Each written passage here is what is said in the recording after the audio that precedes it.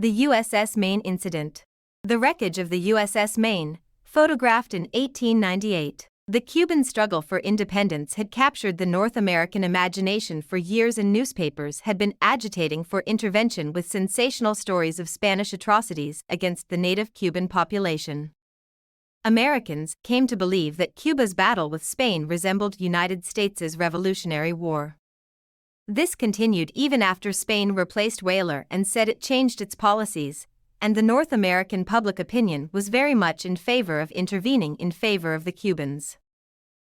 In January 1898, a riot by Cuban Spanish loyalists against the new autonomous government broke out in Havana, leading to the destruction of the printing presses of 4 local newspapers which published articles critical of the Spanish army. The U.S. Consul General cabled Washington, fearing for the lives of Americans living in Havana. In response, the battleship USS Maine was sent to Havana in the last week of January. On February 15, 1898, the Maine was destroyed by an explosion, killing 268 crew members. The cause of the explosion has not been clearly established to this day, but the incident focused American attention on Cuba, and President William McKinley and his supporters could not stop Congress from declaring war to liberate Cuba. In an attempt to appease the United States, the colonial government took 2 steps that had been demanded by President McKinley. It ended the forced relocation policy and offered negotiations with the independence fighters. However, the truce was rejected by the rebels and the concessions proved too late and too ineffective. Madrid asked other European powers for help. They refused and said Spain should back down. On April 11, 1898, McKinley asked Congress for authority to send U.S. Armed Forces troops to Cuba for the purpose of ending the Civil War there. On April 19, Congress passed joint resolutions, by a vote of 311-6 in the House and 42-35 in the Senate, supporting Cuban independence and disclaiming any intention to annex Cuba, demanding Spanish withdrawal, and authorizing the president to use as much military force as he thought necessary to help Cuban patriots gain independence from Spain. This was adopted by resolution of Congress and included from Senator Henry Teller the Teller Amendment, which passed unanimously, stipulating that the island of Cuba is, and by right should be, free and independent. 88. The amendment disclaimed any intention on the part of the United States to exercise jurisdiction or control over Cuba for other than pacification reasons, and confirmed that the armed forces would be removed once the war is over. Senate and Congress passed the amendment on April 19. McKinley signed the joint resolution on April 20, and the ultimatum was forwarded to Spain. War was declared on 20/21 April 1898. It's been suggested that a major reason for the U.S. war against Spain was the fierce competition emerging between Joseph Pulitzer's New York World and William Randolph Hearst's New York Journal. Joseph E. Wizen wrote in an essay titled The Cuban Crisis as Reflected in the New York Press, 1934, 89, he stated that in the opinion of the writer, the Spanish-American War would not have occurred had not the appearance of Hearst in New York journalism precipitated a bitter battle for newspaper circulation. It has also been argued that the main reason the United States entered the war was the failed secret attempt, in 1896, to purchase Cuba from a weaker, war-depleted Spain. The Cuban Theater of the Spanish-American War. Main article, Spanish-American War. Destruction of Admiral Cervera's Spanish fleet off Santiago de Cuba. 1898. Hostilities started hours after the declaration of war when a U.S. contingent under Admiral William T. Sampson blockaded several Cuban ports. The Americans decided to invade Cuba and to start in Orient, where the Cubans had almost absolute control and were able to cooperate, for example, by establishing a beachhead and protecting the U.S. landing in Daiquiri. The first U.S. objective was to capture the city of Santiago de Cuba in order to destroy Linares' army and Cervera's fleet. To reach Santiago, they had to pass through concentrated Spanish defenses in the San Juan Hills and a small town in El Caney. Between the 22nd and the 24th of June 1898, the Americans landed under General William Art Shafter at Daiquiri and Siboney, east of Santiago, and established a base. The port of Santiago became the main target of U.S. naval operations, and the American fleet attacking Santiago needed shelter from the summer hurricane season. Nearby Guantanamo Bay, with its excellent harbor, was chosen for this purpose and attacked on June 6. The Battle of Santiago de Cuba, on July 3, 1898, was the largest naval engagement during the Spanish-American War and resulted in the destruction of the Spanish Caribbean Squadron. Resistance in Santiago consolidated around Fort Canosa, while major battles between Spaniards and Americans took place at Las Guasimas on June 24, and at El Caney and San Juan Hill on July 1, after which the American advance ground to a halt. American losses at the Battle of Las Guasimas were 16 killed and 52 wounded. The Spanish lost 12 dead and 24 wounded. The Americans lost 81 killed in action and 360 wounded in action at the Battle of El Caney, where the outnumbered Spanish defenders lost 38 killed, 138 wounded and 160 captured. At the Battle of San Juan Hill, the Americans lost 144 dead, 1,024 wounded, and 72 missing. Spanish losses were 58 killed, 170 wounded, and 39 captured. Spanish troops successfully defended Fort Canosa, allowing them to stabilize their line and bar the entry to Santiago. The Americans and Cubans began a siege of the city, which surrendered on July 16 after the defeat of the Spanish Caribbean Squadron.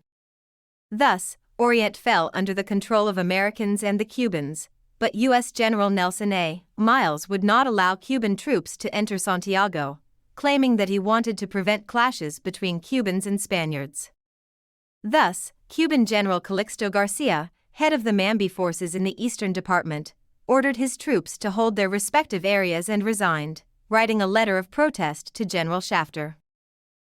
After losing the Philippines and Puerto Rico, which had also been invaded by the United States, and with no hope of holding on to Cuba, Spain sued for peace on July 17, 1898.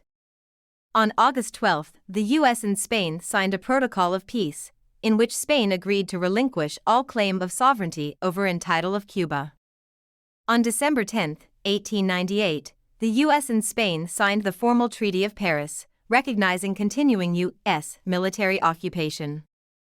Although the Cubans had participated in the liberation efforts, the United States prevented Cuba from sending representatives to the Paris peace talks or signing the treaty, which set no time limit for U.S. occupation and excluded the Isle of Pines from Cuba. Although the U.S. president had no objection to Cuba's eventual independence, U.S. General William R. Shafter refused to allow Cuban General Calixto Garcia and his rebel forces to participate in the surrender ceremonies in Santiago de Cuba. U.S. occupation, 1898 to 1902. Main article, United States military government in Cuba. After the last Spanish troops left the island in December 1898, the government of Cuba was temporarily handed over to the United States on January 1, 1899. The first governor was General John R. Brooke. Unlike Guam, Puerto Rico, and the Philippines, the United States did not annex Cuba because of the restrictions imposed in the Teller Amendment. Political changes. The U.S. administration was undecided on Cuba's future status. Once it had been pried away from the Spaniards, it was to be assured that it moved and remained in the U.S. sphere. How this was to be achieved was a matter of intense discussion, and annexation was an option, not only on the mainland but also in Cuba. McKinley spoke about the links that should exist between the two nations. Brooke set up a civilian government, placed U.S. governors in 7 newly created departments, and named civilian governors for the provinces as well as mayors and representatives for the municipalities. Many Spanish colonial government officials were kept in their posts. The population were ordered to disarm and, ignoring the Mambi army, Brooke created the Rural Guard and Municipal Police Corps at the service of the occupation forces. Cuba's judicial powers and courts remained legally based on the codes of the Spanish government. Tomás Estrada Palma, Morti's successor as delegate of the Cuban Revolutionary Party, dissolved the party a few days after the signing of the Paris Treaty in December 1898, claiming that the objectives of the party had been met. The Revolutionary Assembly of Representatives was also dissolved. Thus, the three representative institutions of the National Liberation Movement disappeared. Economic changes. Before the United States officially took over the government, it had already begun cutting tariffs on American goods entering Cuba, without granting the same rights to Cuban goods going to the United States. Government payments had to be made in U.S. dollars. In spite of the Foraker Amendment, which prohibited the U.S. occupation government from granting privileges and concessions to American investors, the Cuban economy was soon dominated by American capital. The growth of American sugar estates was so quick that in 1905 nearly 10% of Cuba's total land area belonged to American citizens. By 1902, American companies controlled 80% of Cuba's ore exports and owned most of the sugar and cigarette factories. Immediately after the war, there were several serious barriers for foreign businesses attempting to operate in Cuba. Three separate pieces of legislation, the Joint Resolution of 1898, the Teller Amendment, and the Foraker Amendment, threatened foreign investment. The Joint Resolution of 1898 stated that the Cuban people are by right free and independent, while the Teller Amendment further declared that the United States could not annex Cuba. These two pieces of legislation were crucial in appeasing anti-imperialists as the United States intervened in the war in Cuba. Similarly, the Foraker Amendment, which prohibited the U.S. military government from granting concessions to American companies, was passed to appease anti-imperialists during the occupational period.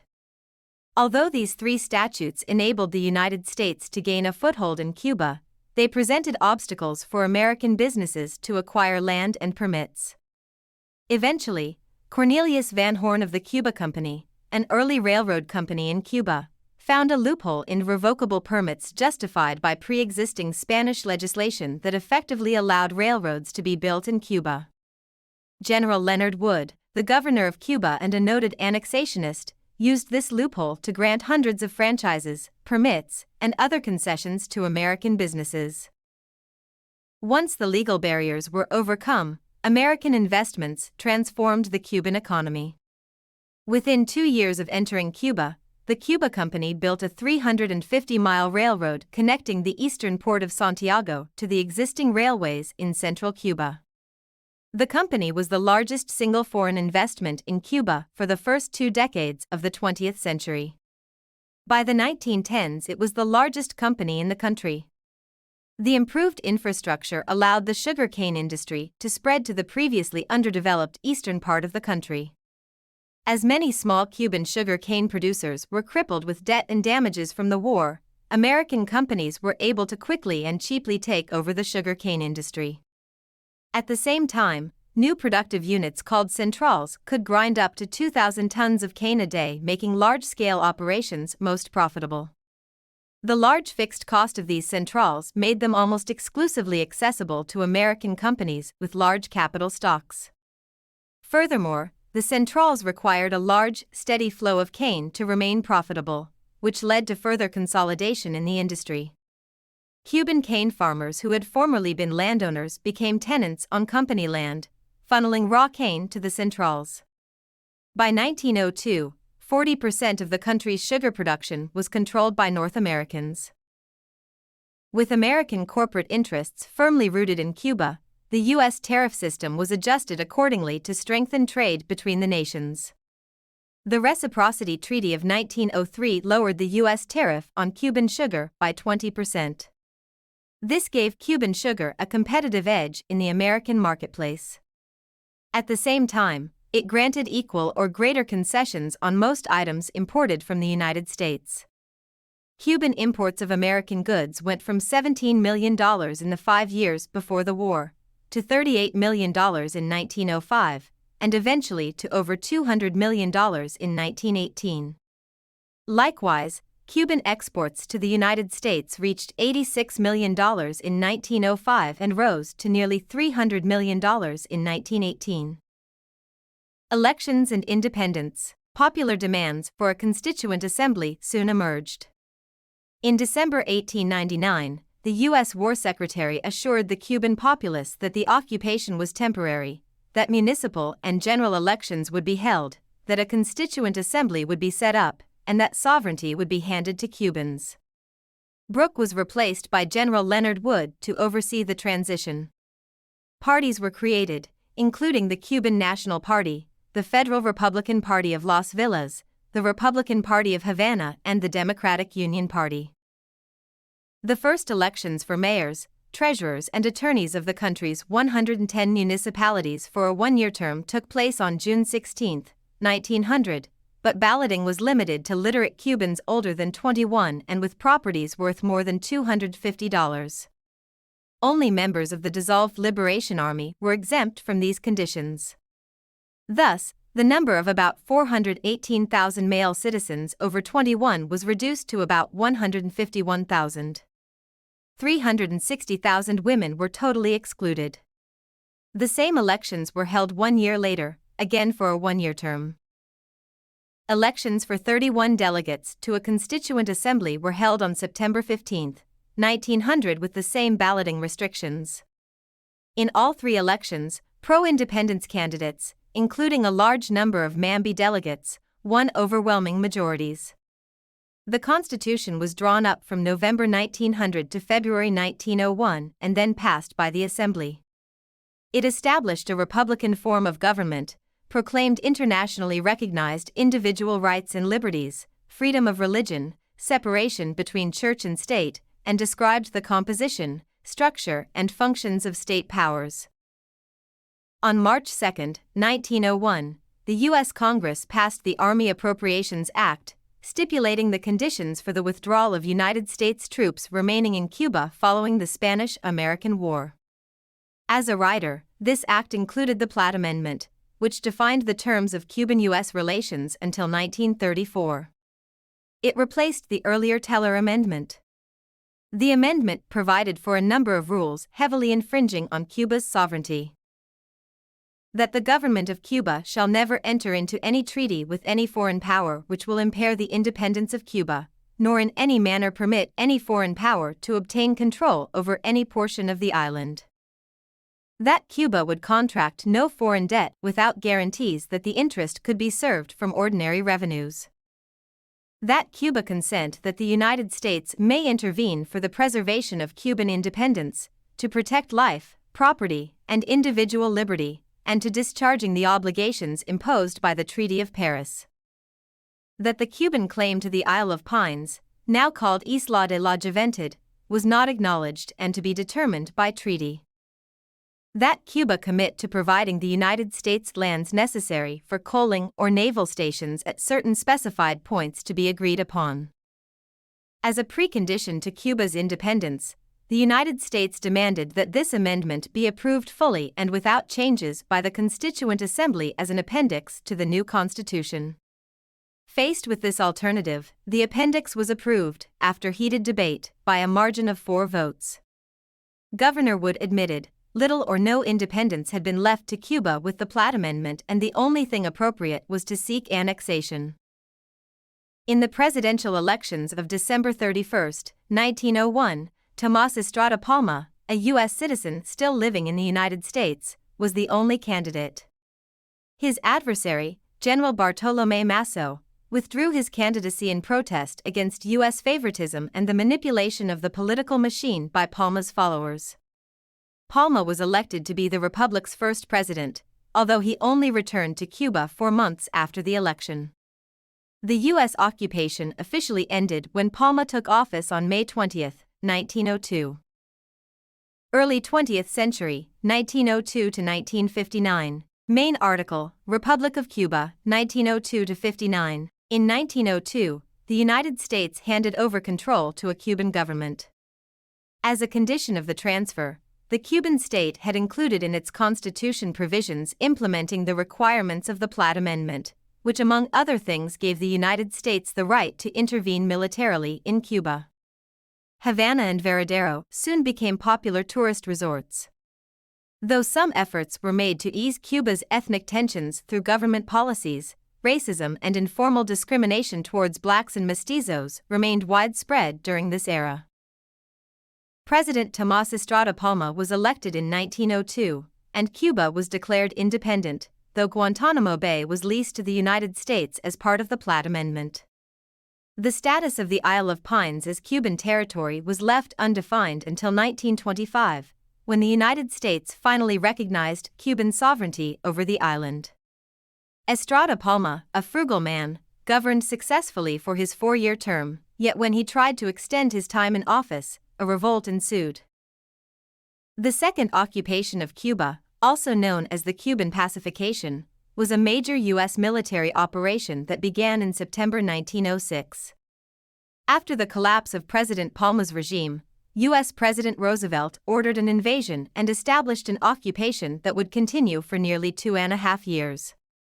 The stated goal of the operation was to prevent fighting between the Cubans, to protect North American economic interests, and to hold free elections. In 1906, the United States Representative William Howard Taft, notably with the personal diplomacy of Frederick Funston, negotiated an end of the successful revolt led by the young General Enrique Loinez del Castillo, who had served under Antonio Maceo in the final War of Independence. Estrada Palma resigned, and the United States Governor Charles Magoon assumed temporary control until 1909. In 1906, Agustin Martín Velázquez founded the Socialist Party of Manzanillo. Following the election of José Miguel Gómez in November 1908, Cuba was deemed stable enough to allow a withdrawal of American troops, which was completed in February 1909. For 3 decades, the country was led by former War of Independence leaders, who after being elected did not serve more than 2 constitutional terms.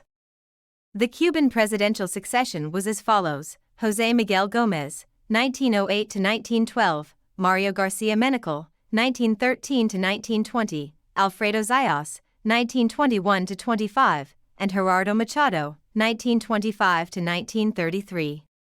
Under the liberal Gómez, the participation of Afro-Cubans in the political process was curtailed when the Partido Independiente de Color was outlawed and bloodily suppressed in 1912, as American troops re-entered the country to protect the sugar plantations. Gómez's successor, Mario Menécal of the Conservative Party, was a former manager for the Cuban-American Sugar Corporation. During his presidency, income from sugar rose steeply. Menécal's re-election in 1916 was met with armed revolt by Gómez and other liberals, the so-called Chambalona War, prompting the United States to send in Marines, again to safeguard American interests. Gómez was defeated and captured, and the rebellion was snuffed out. In World War I, Cuba declared war on Imperial Germany on April 7, 1917, one day after the United States entered the war. Despite being unable to send troops to fight in Europe, Cuba played a significant role as a base to protect the West Indies from Imperial German Navy U-boat attacks. A draft law was instituted, and 25,000 Cuban troops raised, but the war ended before they could be sent into action.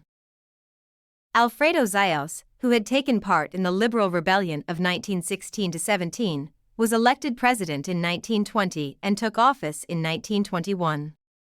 When the Cuban financial system collapsed after a drop in sugar prices, Zayas secured a loan from the United States in 1922. Despite the country's nominal independence, one historian has concluded that the continued U.S. military intervention and economic dominance had once again made Cuba a colony in all but name. Post-World War I, President Gerardo Machado was elected by popular vote in 1925, but he was constitutionally barred from re-election.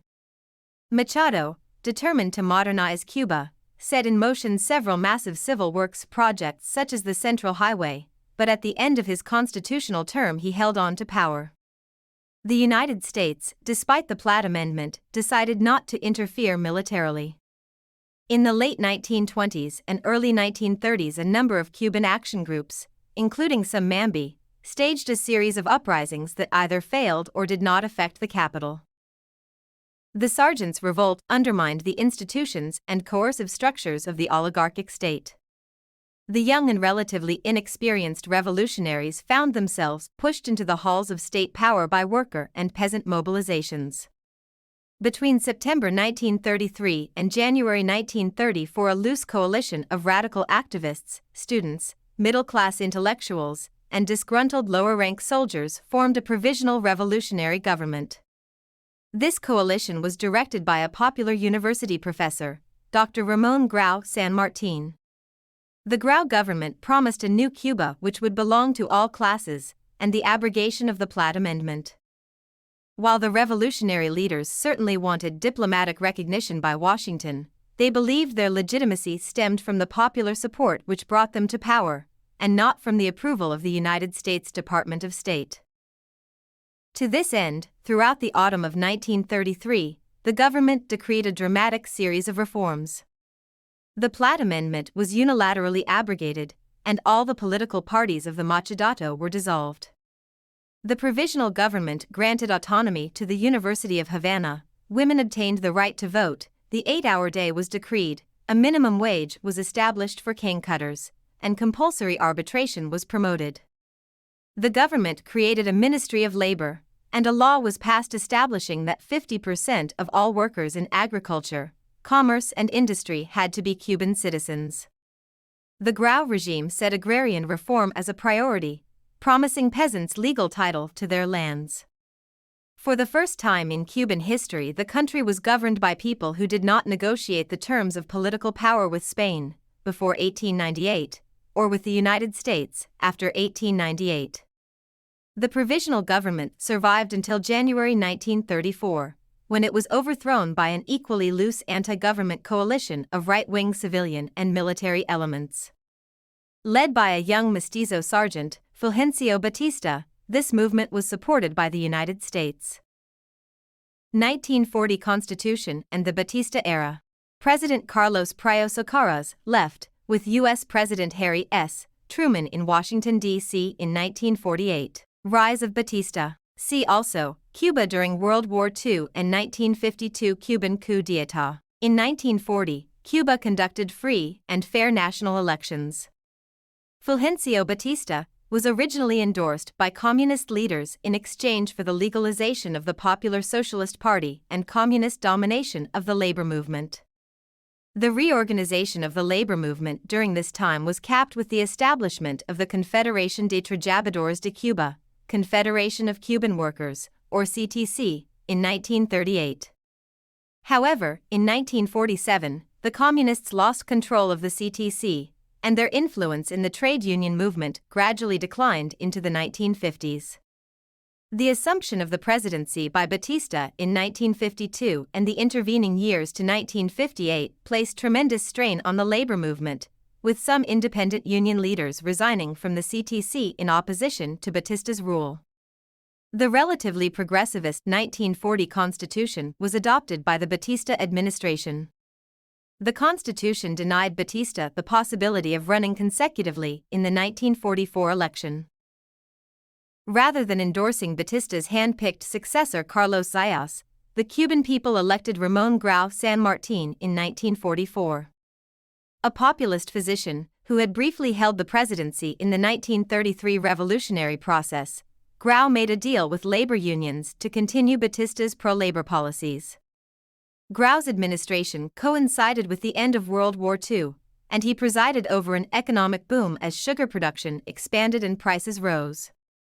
He instituted programs of public works and school construction, increasing social security benefits and encouraging economic development and agricultural production. However, increased prosperity brought increased corruption, with nepotism and favoritism flourishing in the political establishment, and urban violence, a legacy of the early 1930s, reappearing on a large scale. The country was also steadily gaining a reputation as a base for organized crime, with the Havana Conference of 1946 seeing leading mafia mobsters descend upon the city. Grau's presidency was followed by that of Carlos Prios Ocaraz, also elected democratically, but whose government was tainted by increasing corruption and violent incidents among political factions. Around the same time, Fidel Castro became a public figure at the University of Havana. Eduardo Chibas, the leader of the Partido Ortodoxo, Orthodox Party, a nationalist group, was widely expected to win in 1952 on an anti-corruption platform. However, Chibas committed suicide before he could run for the presidency, and the opposition was left without a unifying leader. Taking advantage of the opportunity, Batista, who was expected to win only a small minority of the 1952 presidential vote, seized power in an almost bloodless coup 3 months before the election was to take place. President Pryor did nothing to stop the coup and was forced to leave the island. Due to the corruption of the previous 2 administrations, the general public reaction to the coup was somewhat accepting at first. However, Batista soon encountered stiff opposition when he temporarily suspended the balloting and the 1940 Constitution, and attempted to rule by decree. Nonetheless, elections were held in 1954 and Batista was re-elected under disputed circumstances. Opposition parties mounted a blistering campaign, and continued to do so, using the Cuban Free Press throughout Batista's tenure in office. Economic expansion. Although corruption was rife under Batista, Cuba did flourish economically during his regime. Wages rose significantly. According to the International Labor Organization, the average industrial salary in Cuba was the world's 8th highest in 1958, and the average agricultural wage was higher than in developed nations such as Denmark, West Germany, Belgium, and France. Although a third of the population still lived in poverty, according to Batista's government, Cuba was one of the 5 most developed countries in Latin America by the end of the Batista era, with 56% of the population living in cities. In the 1950s, Cuba's gross domestic product, GDP, per capita was roughly equal to that of contemporary Italy, and significantly higher than that of countries such as Japan, although Cuba's GDP per capita was still only a sixth as large as that of the United States.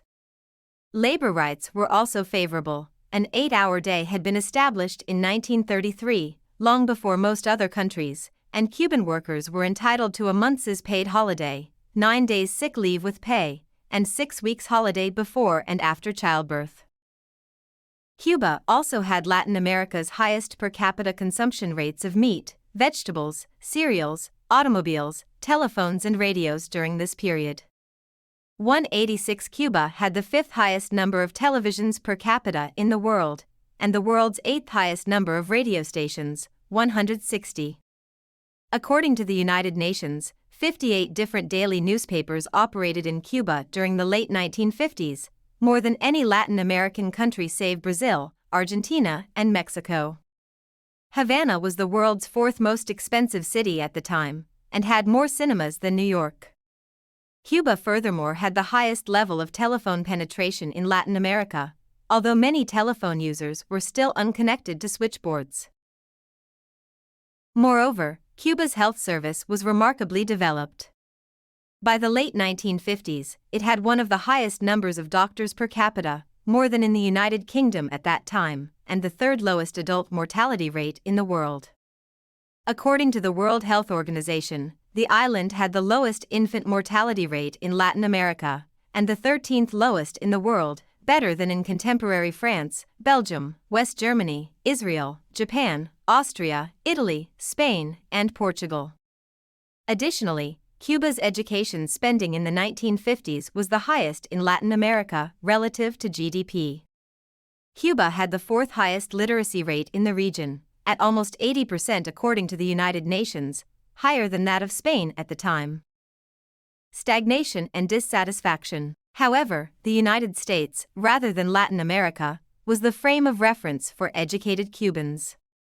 Cubans traveled to the United States, read American newspapers, listened to American radio, watched American television, and were attracted to American culture. Middle-class Cubans grew frustrated at the economic gap between Cuba and the U.S. The middle class became increasingly dissatisfied with the administration, while labor unions supported Batista until the very end. Large income disparities arose due to the extensive privileges enjoyed by Cuba's unionized workers. Cuban labor unions had established limitations on mechanization and even banned dismissals in some factories. The labor unions' privileges were obtained in large measure at the cost of the unemployed and the peasants.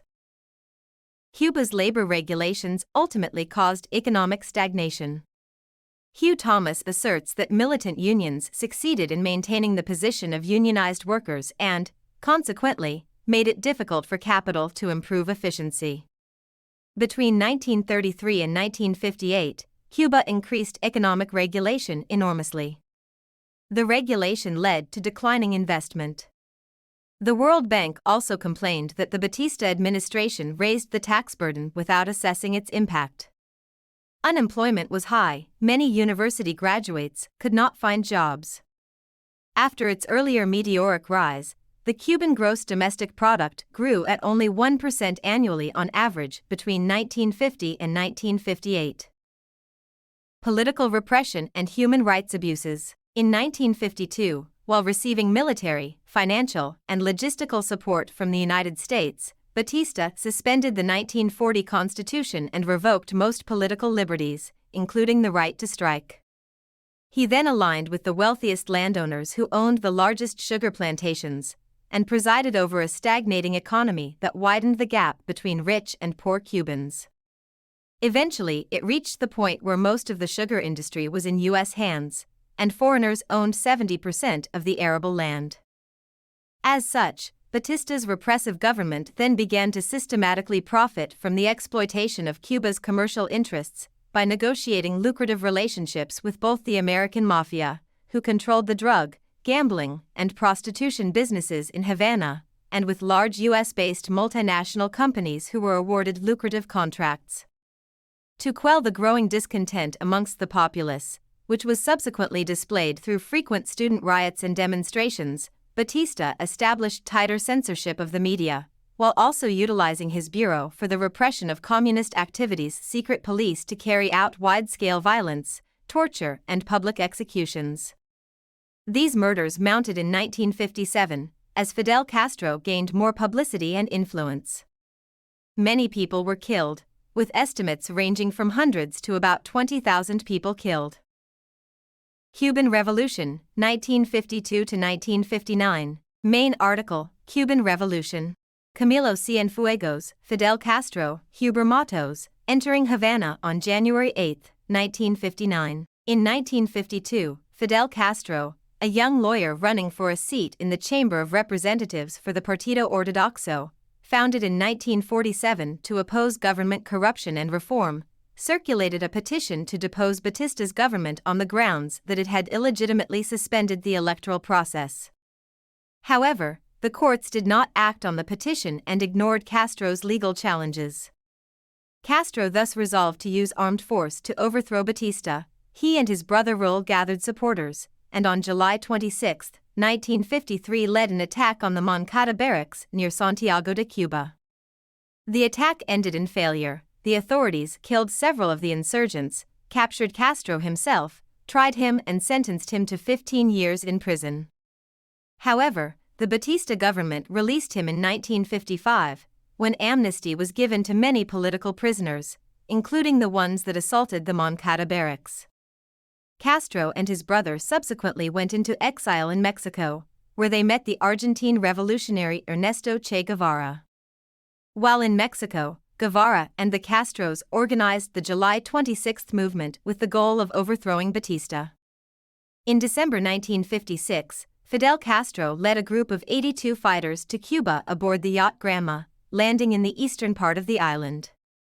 Despite a pre-landing rising in Santiago by Frank Pace Pesquera and his followers among the urban pro-Castro movement, Batista's forces promptly killed, dispersed or captured most of Castro's men. Castro managed to escape into the Sierra Maestra Mountains with as few as 12 fighters, aided by the urban and rural opposition, including Celia Sanchez and the bandits of Crescencio Perez's family. Castro and Guevara then began a guerrilla campaign against the Batista regime, with their main forces supported by numerous poorly armed escopeteros and the well-armed fighters of Frank Pace urban organization. Growing anti-Batista resistance, including a bloodily crushed rising by Cuban Navy personnel in Cienfuegos, soon led to chaos in the country. At the same time, rival guerrilla groups in the Escambray Mountains also grew more effective.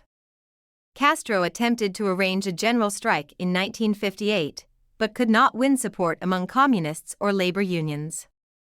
Multiple attempts by Batista's forces to crush the rebels ended in failure.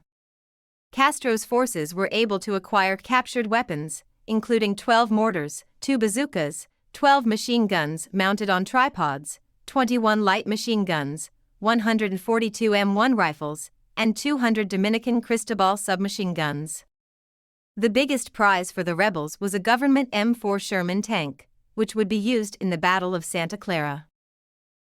The United States imposed trade restrictions on the Batista administration and sent an envoy who attempted to persuade Batista to leave the country voluntarily.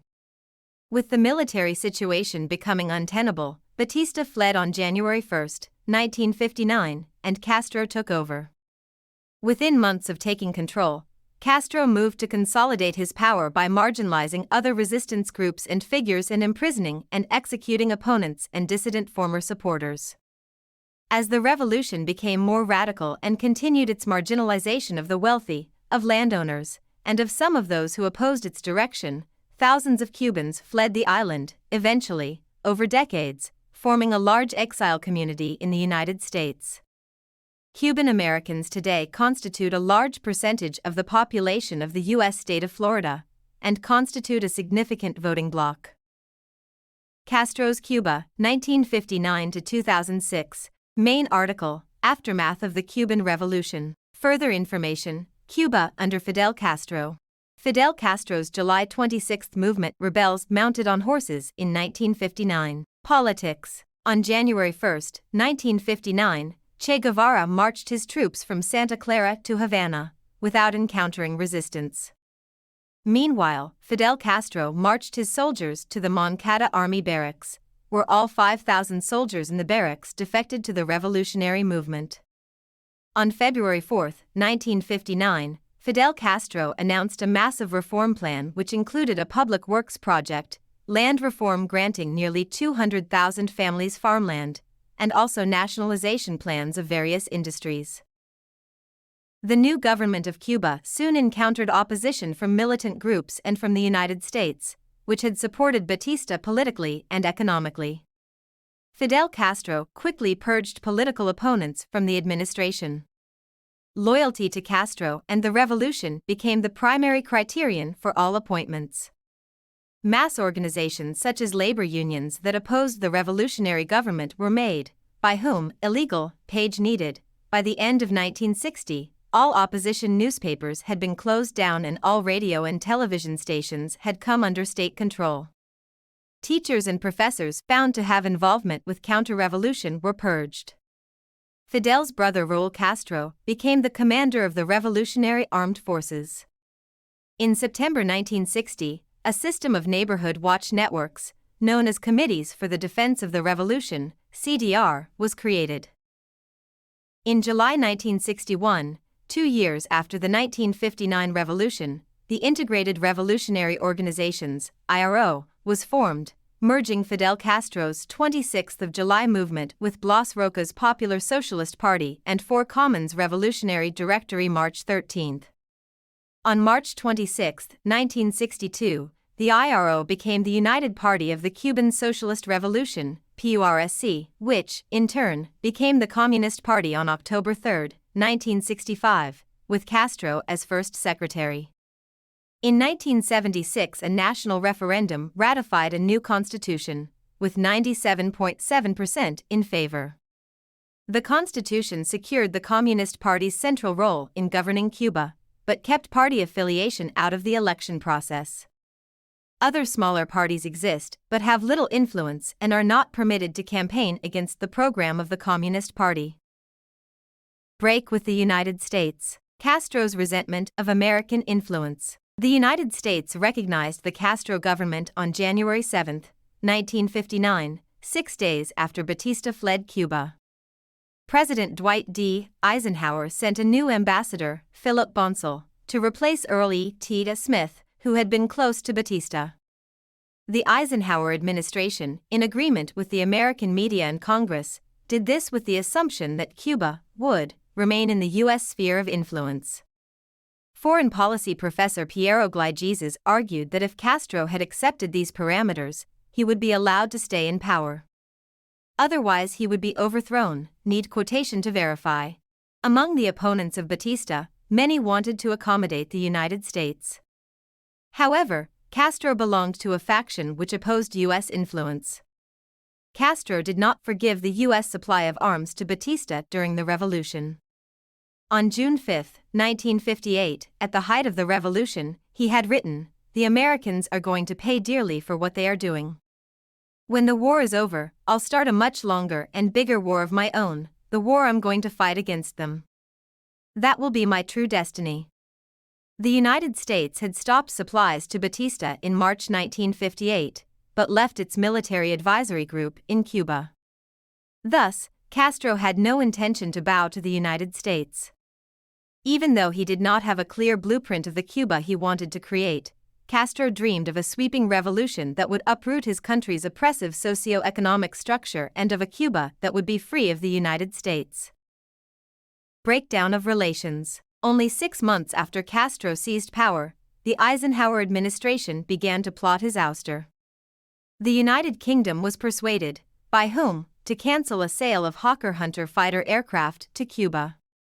The U.S. National Security Council, NSC, met in March 1959 to consider means to institute a regime change, and the Central Intelligence Agency, CIA, began arming guerrillas inside Cuba in May. In January 1960, Roy R. Rubodom, Jr., Assistant Secretary of State for Inter-American Affairs, summarized the evolution of Cuba-United States relations since January 1959. The period from January to March might be characterized as the honeymoon period of the Castro government. In April, a downward trend in U.S.-Cuban relations had been evident. In June, we had reached the decision that it was not possible to achieve our objectives with Castro in power and had agreed to undertake the program referred to by Undersecretary of State Livingston T. Merchant. On October 31, in agreement with the Central Intelligence Agency, the department had recommended to the President approval of a program along the lines referred to by Mr. Merchant. The approved program authorized us to support elements in Cuba opposed to the Castro government while making Castro's downfall seem to be the result of his own mistakes. In March 1960, the French ship La Coubre blew up in Havana harbor as it unloaded munitions, killing dozens. The CIA blamed the explosion on the Cuban government. Relations between the United States and Cuba deteriorated rapidly as the Cuban government, in reaction to the refusal of Royal Dutch Shell, Standard Oil and Texaco to refine petroleum from the Soviet Union in Cuban refineries under their control, took control of those refineries in July 1960. The Eisenhower administration promoted a boycott of Cuba by oil companies, to which Cuba responded by nationalizing the refineries in August 1960. Both sides continued to escalate the dispute. Cuba expropriated more U.S.-owned properties, notably those belonging to the International Telephone and Telegraph Company, ITT, and to the United Fruit Company. In the Castro government's first agrarian reform law, on May 17, 1959, the state sought to limit the size of landholdings and to distribute that land to small farmers in vital minimum tracts. This law served as a pretext for seizing lands held by foreigners and for redistributing them to Cuban citizens. Formal disconnection. The United States severed diplomatic relations with Cuba on January 3, 1961, and further restricted trade in February 1962. The Organization of American States, under pressure from the United States, suspended Cuba's membership in the body on January 22, 1962, and the U.S. government banned all U.S. Cuban trade on February 7.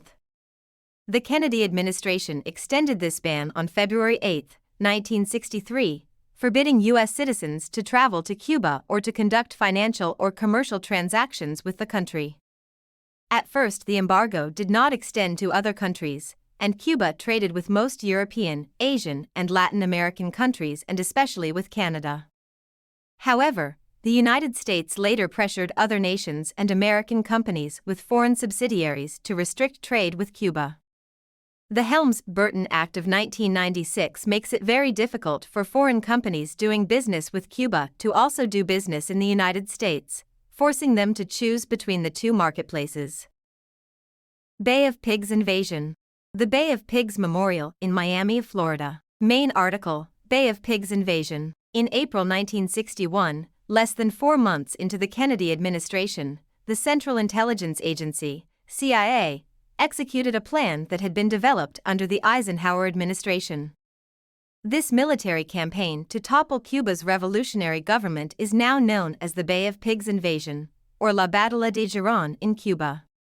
The aim of the invasion was to empower existing opposition militant groups to overthrow the communist regime and establish a new government with which the United States can live in peace. The invasion was carried out by a CIA-sponsored paramilitary group of over 1,400 Cuban exiles called Brigade 2506. Arriving in Cuba by boat from Guatemala on April 15, the brigade landed on the beach Playa Girón and initially overwhelmed Cuba's counteroffensive. But by April 20, the brigade surrendered and was publicly interrogated before being sent back to the U.S. Recently inaugurated President John F. Kennedy assumed full responsibility for the operation, even though he had vetoed the reinforcements requested during the battle. The invasion helped further build popular support for the new Cuban government. The Kennedy administration thereafter began Operation Mongoose, a covert CIA campaign of sabotage against Cuba, including the arming of militant groups, sabotage of Cuban infrastructure, and plots to assassinate Castro. All this reinforced Castro's distrust of the U.S. and set the stage for the Cuban Missile Crisis. The Cuban Missile Crisis. Main article: Cuban Missile Crisis. Tensions between the two governments peaked again during the October 1962 Cuban Missile Crisis. The United States had a much larger arsenal of long-range nuclear weapons than the Soviet Union, as well as medium-range ballistic missiles, MRBMs, in Turkey, whereas the Soviet Union had a large stockpile of medium-range nuclear weapons which were primarily located in Europe. Cuba agreed to let the Soviets secretly place SS-4 Sandal and SS-5 Skean MRBMs on their territory. Reports from inside Cuba to exile sources questioned the need for large amounts of ice going to rural areas, which led to the discovery of the missiles, confirmed by Lockheed U-2 reconnaissance photos.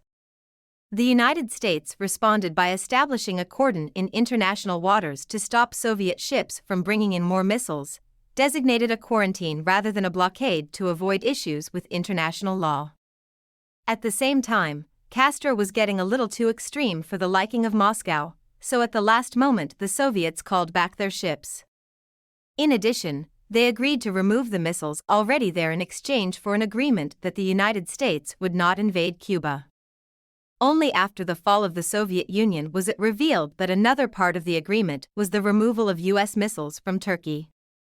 It also turned out that some submarines that the U.S. Navy blocked were carrying nuclear missiles and that communication with Moscow was tenuous, effectively leaving the decision of firing the missiles at the discretion of the captains of those submarines.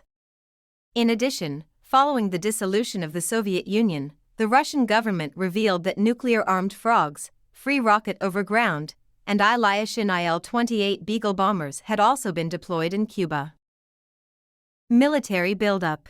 Russian T-34 tank at Museo Girón, Cuba. In the 1961 New Year's Day parade, the Communist administration exhibited Soviet tanks and other weapons.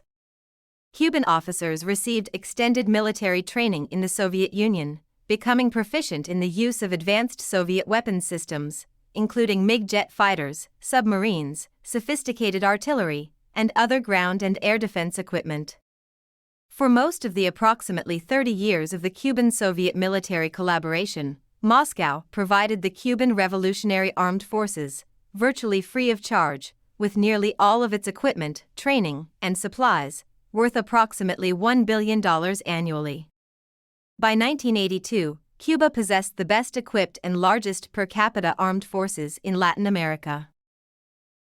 Suppression of dissent. Military units to aid production, or UMAPs, Unidades Militares para la Ayuda de Producción, in effect, forced labor concentration camps, were established in 1965 as a way to eliminate alleged bourgeois and counter-revolutionary values in the Cuban population. In July 1968, the name UMAP was erased and paperwork associated with the UMAP was destroyed. The camps continued as military units. By the 1970s, the standard of living in Cuba was extremely Spartan and discontent was rife. Castro changed economic policies in the first half of the 1970s. In the 1970s, unemployment reappeared as problem. The solution was to criminalize unemployment with 1971 anti-loafing law. The unemployed would be put into jail. One alternative was to go fight Soviet-supported wars in Africa. In any given year, there were about 20,000 dissidents held and tortured under inhuman prison conditions. Homosexuals were imprisoned in internment camps in the 1960s, where they were subject to medical political re-education. The anti-Castro Archivo Cuba estimates that 4,000 people were executed. Emigration. Main articles: Cuban exodus and Cuban exile. The establishment of a socialist system in Cuba led to the fleeing of many hundreds of thousands of upper and middle-class Cubans to the United States and other countries since Castro's rise to power. By 1961, thousands of Cubans had fled Cuba for the United States. On March 22 of that year, an exile council was formed. The council planned to defeat the communist regime and form a provisional government with José Miró Cardona, a noted leader in the civil opposition against Batista, to serve as temporary president until elections could be held. Between 1959 and 1993, some 1.2 million Cubans left the island for the United States, often by sea in small boats and fragile rafts. Between 30,000 and 80,000 Cubans are estimated to have died trying to flee Cuba during this period. In the early years, a number of those who could claim dual Spanish-Cuban citizenship left for Spain. Over the course of several decades, a number of Cuban Jews were allowed to emigrate to Israel after quiet negotiations. The majority of the 10,000 or so Jews who were in Cuba in 1959 eventually left the country. By the time of the collapse of the Soviet Union, Cubans were living in many different countries, some in member countries of the European Union. Spain, Italy, Mexico, and Canada have particularly large Cuban communities. On November 6, 1965, Cuba and the United States agreed to an airlift for Cubans who wanted to emigrate to the United States. The first of these so-called freedom flights left Cuba on December 1, 1965, and by 1971 over 250,000 Cubans had flown to the United States. In 1980, another 125,000 came to United States during a 6-month period in the Mariel boat lift, including some criminals and people with psychiatric diagnoses. It was discovered that the Cuban government was using the event to rid Cuba of the unwanted segments of its society. In 2012, Cuba abolished its requirement for exit permits, allowing Cuban citizens to travel to other countries more easily. Involvement in Third World conflicts. Main articles: Cuban military internationalism and foreign interventions by Cuba.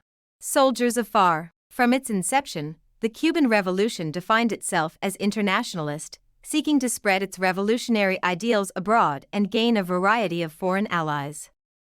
Although still a developing country itself, Cuba supported African, Latin American, and Asian countries in the fields of military development, health, and education. These overseas adventures not only irritated the United States but were also quite often a source of dispute with Cuba's ostensible allies in the Kremlin. The Sandinista insurgency in Nicaragua, which led to the demise of the Somoza dictatorship in 1979, was openly supported by Cuba. However, it was on the African continent where Cuba was most active, supporting a total of 17 liberation movements or leftist governments, in countries including Angola, Equatorial Guinea, Ethiopia, Guinea-Bissau, and Mozambique. Cuba offered to send troops to Vietnam, but the initiative was turned down by the Vietnamese. Cuba had some 39,000 to 40,000 military personnel abroad by the late 1970s, with the bulk of the forces in sub-Saharan Africa but with some 1,365 stationed among Algeria, Iraq, Libya, and South Yemen.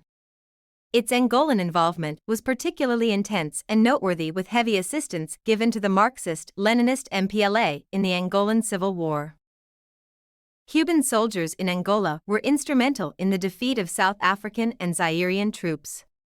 Cuban soldiers also defeated the FNLA and UNITA armies and established MPLA control over most of Angola. Cuba's presence in Mozambique was more subdued, involving by the mid-1980s 700 Cuban military and 70 civilian personnel. In 1978, in Ethiopia, 16,000 Cuban combatants, along with the Soviet-supported Ethiopian army, defeated an invasion force of Somalians. South African Defense Force soldiers were again drawn into the Angolan Civil War in 1987–88, and several inconclusive battles were fought between Cuban and South African forces.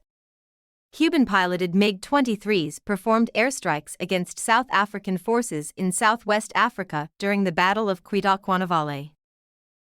Moscow used Cuban surrogate troops in Africa and the Middle East because they had a high level of training for combat in Third World environments, familiarity with Soviet weapons, physical toughness, and a tradition of successful guerrilla warfare dating back to the uprisings against Spain in the 19th century.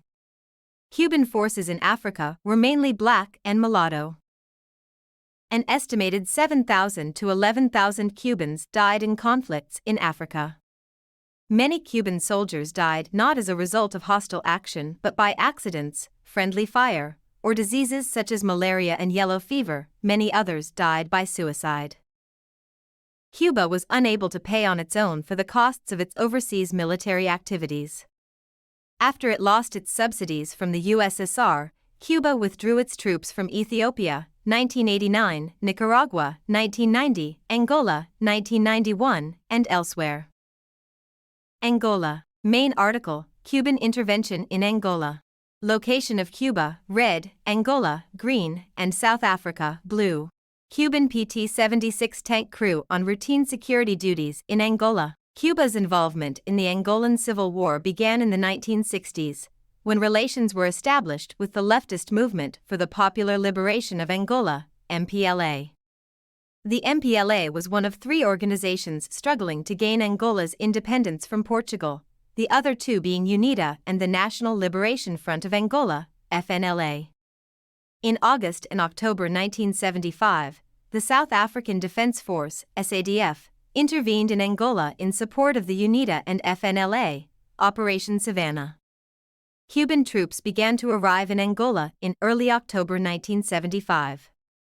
On October 6, Cubans and the MPLA clashed with the FNLA and South African troops at Norton de Matos and were badly defeated. The Cubans blocked an advancing South African mechanized column on November 4 with 122 mm rocket fire, causing the South Africans to request heavy artillery which could outdistance the rockets. Castro reacted to the presence of the South African armored column by announcing Operation Carlotta, a massive resupply of Angola, on November 5.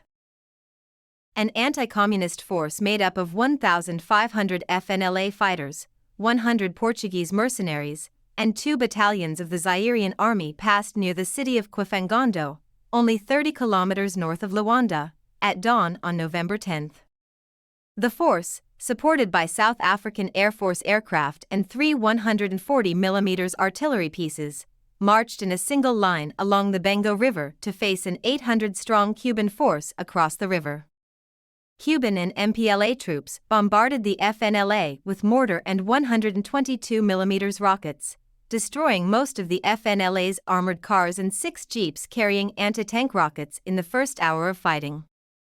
The Cuban-led force shot 2,000 rockets at the FNLA. Cubans then drove forward, launching RPG-7 rocket grenades, shooting with anti-aircraft guns, killing hundreds. The South Africans, with their aged World War II-era guns, were powerless to intervene, and subsequently retreated via Ambrizite to SAS President Stein, a South African Navy frigate. The Cuban MPLA victory at the Battle of Quifangondo largely ended the FNLA's importance in the conflict. On November 25, as SADF armored cars and UNITA infantry tried to cross a bridge, Cubans hidden along the banks of the river attacked. As many as 90 South African and UNITA troops were killed or wounded, and 7 or 8 SADF armored cars were destroyed. The Cubans suffered no casualties. Between the 9th and the 12th of December, Cuban and South African troops fought between Santa Comba and Quibala, in what became known as the Battle of Bridge 14. The Cubans were severely defeated, losing 200 killed. The SADF suffered only 4 casualties. At the same time, UNITA troops and another South African mechanized unit captured Luzu. Following these defeats, the number of Cuban troops airlifted to Angola more than doubled, from about 400 per week to perhaps 1,000. The Cuban forces mounted a counteroffensive beginning in January 1976 that impelled South African withdrawal by the end of March. South Africa spent the following decade launching bombing and strafing raids from its bases in Southwest Africa into southern Angola. In February 1976, Cuban forces launched Operation Pañuelo Blanco, White Handkerchief, against 700 FLEC irregulars operating in the Nacuto area. The irregulars laid minefields, which caused the Cubans some casualties as they pursued them into the jungle. Further skirmishing continued throughout the month. In early April, the irregulars were encircled and cut off from supplies. Nearly 100 FLEC irregulars were killed over 2 nights as they tried to break their encirclement. A further 100 irregulars died and 300 were taken prisoner when the Cubans moved in for the kill the next day. In 1987–88, South Africa again sent military forces to Angola to stop an advance of FAPLA forces, MPLA, against UNITA, leading to the Battle of Cuita-Cuanavale, where the SADF was unable to defeat the FAPLA and Cuban forces. The Cuban press described the campaign as follows. The Cubans were obliged to accept the challenge and fight on terrain selected by the South Africans while taking measures to strike at the enemy in another direction. On January 13 of this year, there was a South African offensive on Cuita-Cuanavale and another big attack on February 14, where 150 armored vehicles were used. The second attack was thwarted by a small group of tanks. On February 25, March 1 and March 23 came the last 3 attacks that were repulsed with heavy losses for the enemy. Thousands of mines were planted which destroyed many South African tanks. The enemy offensive was shattered by the Angolan and Cuban forces. At the height of its operation, Cuba had as many as 50,000 soldiers stationed in Angola. On December 22, 1988, Angola, Cuba, and South Africa signed the Tripartite Accord in New York, arranging for the retreat of South African and Cuban troops within 30 months, and the implementation of the 10-year-old UN Security Council Resolution 435 for the independence of Namibia. The Cuban intervention, for a short time, turned Cuba into a global player in the midst of the Cold War. Their presence helped the MPLA retain control over large parts of Angola, and their military actions are also credited with helping secure Namibia's independence. The withdrawal of the Cubans ended 13 years of foreign military presence in Angola. At the same time, Cuba removed its troops from the Republic of the Congo and Ethiopia. Guinea-Bissau. Some 40 to 50 Cubans fought against Portugal in Guinea-Bissau each year from 1966 until independence in 1974. See Guinea-Bissau War of Independence. They helped in military planning, and they were in charge of the artillery. Algeria. As early as 1961, Cuba supported the National Liberation Front in Algeria against France. In October 1963, shortly after Algeria gained its independence, Morocco started a border dispute in which Cuba sent a battalion of 40 tanks and several hundred troops to Oran to help Algeria. However, a truce between the 2 North African countries was signed within the week. A memorandum issued on October 20, 1963 by Raúl Castro mandated a high standard of behavior for the troops, with strict instructions being given on their proper conduct during foreign interventions. Congo. In 1964, Cuba supported the Simba rebellion of adherents of Patrice Lumumba in Congo-Leopoldville, present-day Democratic Republic of the Congo. Among the insurgents was Laurent Desire Kabila, who would overthrow longtime dictator Mobutu 30 years later. However, the 1964 rebellion ended in failure. In the Mozambican Civil War and in Congo-Brazzaville, today the Republic of the Congo, Cubans acted as military advisors. Congo-Brazzaville furthermore acted as a supply base for the Angola mission.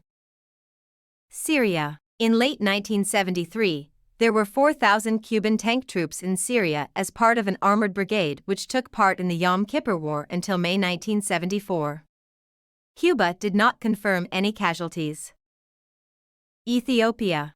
Cuban artillery crew during the Ogaden War. Fidel Castro was a supporter of the Marxist-Leninist dictator Mengistu Haile Mariam, whose regime killed hundreds of thousands during the Ethiopian Red Terror of the late 1970s, and who was later convicted of genocide and crimes against humanity.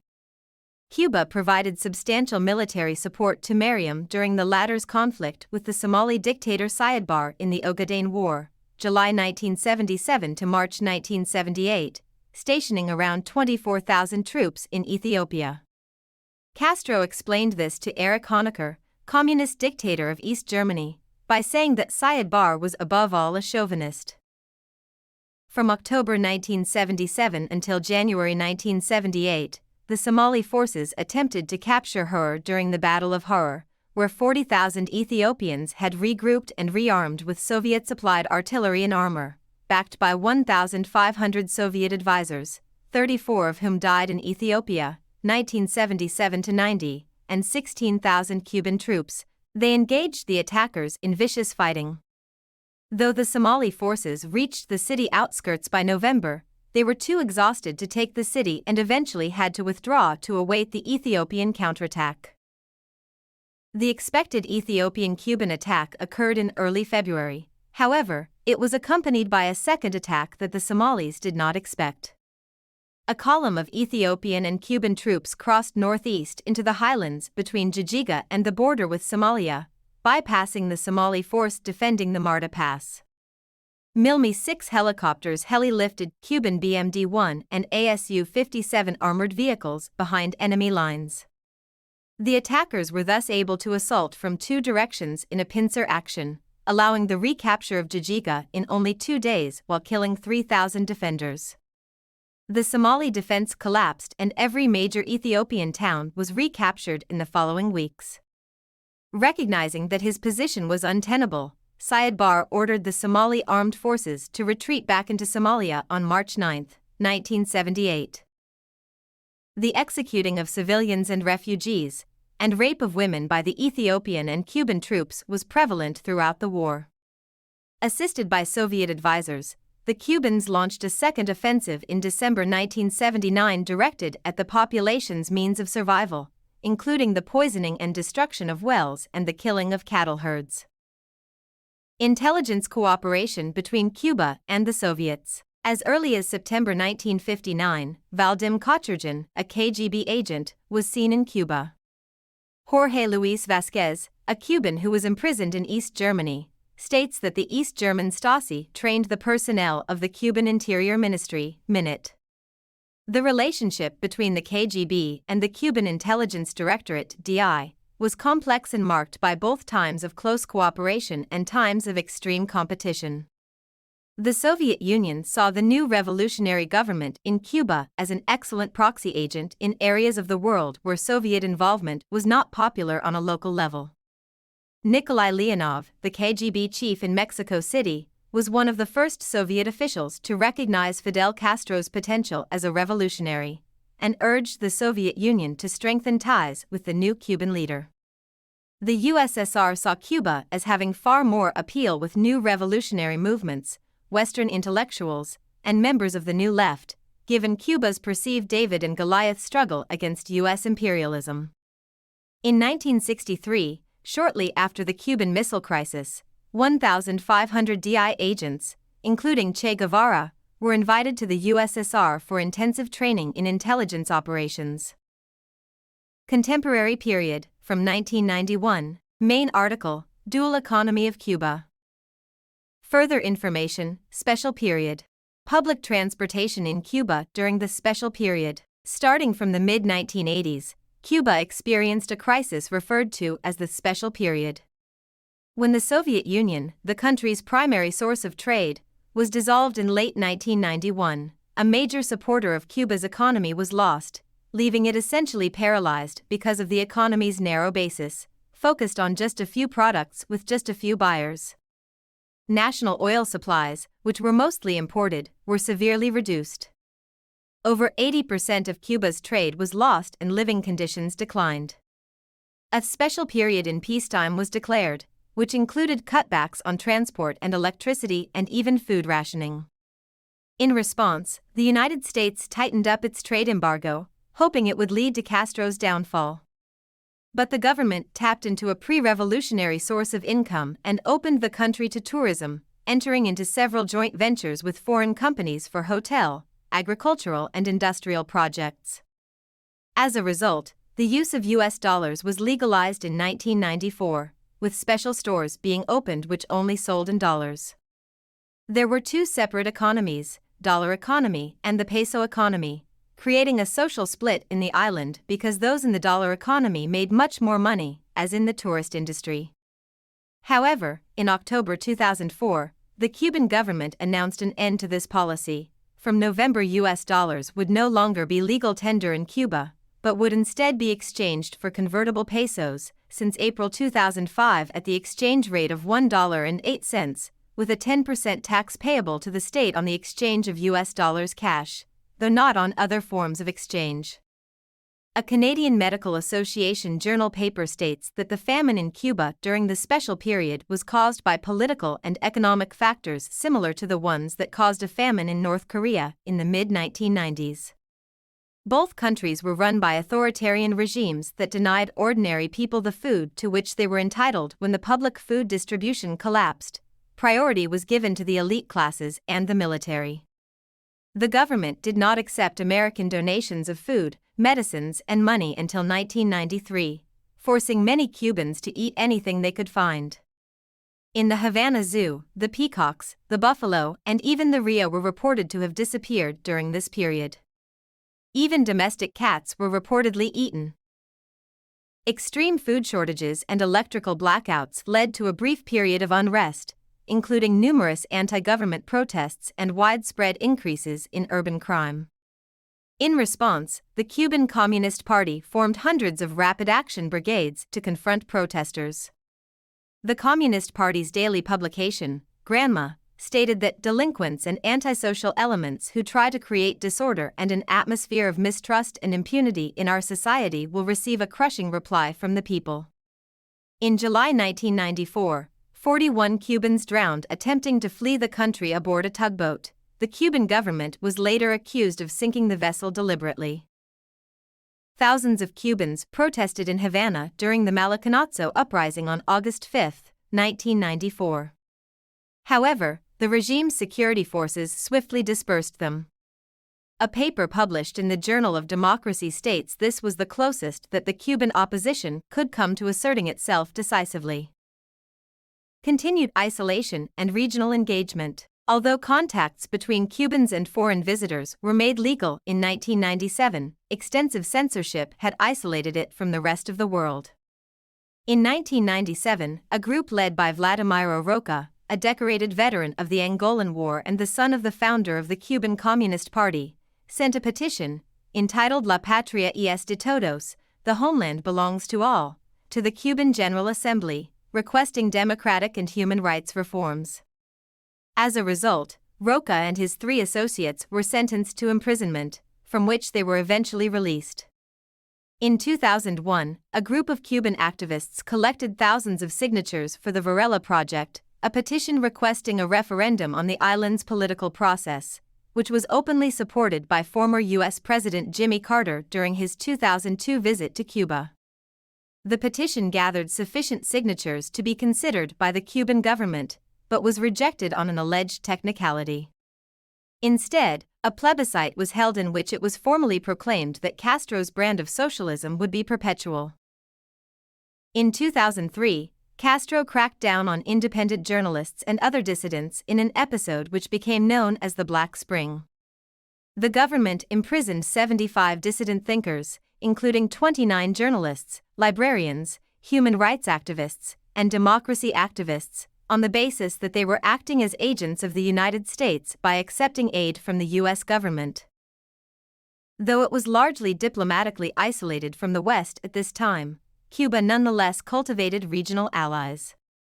After the rise to power of Hugo Chavez in Venezuela in 1999, Cuba and Venezuela formed an increasingly close relationship based on their shared leftist ideologies, trade links, and mutual opposition to U.S. influence in Latin America. Additionally, Cuba continued its post-revolution practice of dispatching doctors to assist poorer countries in Africa and Latin America, with over 30,000 health workers deployed overseas by 2007. End of Fidel Castro's presidency. In 2006, Fidel Castro fell ill and withdrew from public life. The following year, Raúl Castro became acting president, replacing his brother as the de facto leader of the country. In a letter dated February 18, 2008, Fidel Castro announced his formal resignation at the 2008 National Assembly meetings, saying, "I will not aspire nor accept, I repeat, I will not aspire or accept, the post of President of the Council of State and Commander-in-Chief." In the autumn of 2008, Cuba was struck by 3 separate hurricanes. In the most destructive hurricane season in the country's history, over 200,000 were left homeless, and over $5 billion of property damage was caused. In March 2012, the retired Fidel Castro met Pope Benedict XVI during the latter's visit to Cuba. The two men discussed the role of the Catholic Church in Cuba, which has a large Catholic community. Improving foreign relations. Main article, Cuban thaw. In July 2012, Cuba received its first American goods shipment in over 50 years, following the partial relaxation of the U.S. embargo to permit humanitarian shipments. In October 2012, Cuba announced the abolition of its much-disliked exit permit system, allowing its citizens more freedom to travel abroad. In February 2013, after his re-election as president, Raúl Castro stated that he would retire from government in 2018 as part of a broader leadership transition. In July 2013, Cuba became embroiled in a diplomatic scandal after Cheong-Chon-Gang, a North Korean ship illegally carrying Cuban weapons, was impounded by Panama. Cuba and Venezuela maintained their alliance after Hugo Chávez's death in March 2013, but the severe economic strife suffered by Venezuela in the mid-2010s lessened its ability to support Cuba, and may ultimately have contributed to the thawing of Cuban-American relations. In December 2014, after a highly publicized exchange of political prisoners between the United States and Cuba, U.S. President Barack Obama announced plans to re-establish diplomatic relations with Cuba after over 5 decades of severance. He stated that the U.S. government intended to establish an embassy in Havana and improve economic ties with the country. Obama's proposal received both strong criticism and praise from different elements of the Cuban-American community. In April 2015, the U.S. government announced that Cuba would be removed from its list of state sponsors of terrorism, on which it had been included since 1982. The U.S. Embassy in Havana was formally reopened in August 2015. In 2017, staffing levels at the embassy were reduced following unexplained health incidents that may have been the result of an attack by foreign agents. Economic reforms. As of 2015, Cuba remains one of the few officially socialist states in the world. Though it remains diplomatically isolated and afflicted by economic inefficiency, major currency reforms were begun in the 2010s, and efforts to free up domestic private enterprise are now underway. Living standards in the country have improved significantly since the turmoil of the special period, with GDP per capita in terms of purchasing power parity rising from less than $2,000 in 1999 to nearly $10,000 in 2010. Tourism has furthermore become a significant source of prosperity for Cuba. Despite the reforms, Cuba remains afflicted by chronic shortages of food and medicines. The electrical and water services are still unreliable. In July 2021, the largest protests since the Malacanazo uprising of 1994 erupted over these problems and the government's response to the COVID-19 pandemic. After Castro era, Fidel Castro was succeeded both as the leader of the ruling Communist Party in 2011 and as the country's president in 2008 by his brother, Raúl Castro. In 2018, Miguel Díaz-Canel took over from Raúl Castro as president. In April 2021, Miguel Díaz-Canel succeeded Raúl Castro also as the leader of the party, the most powerful post in Cuba. He is the first person to hold both the Cuban presidency and the leadership of the Communist Party, PCC, without being a member of the Castro family. My name is Aria. Please like, share, subscribe and hit that notification bell so you can be the first to be notified whenever we post. You won't regret it.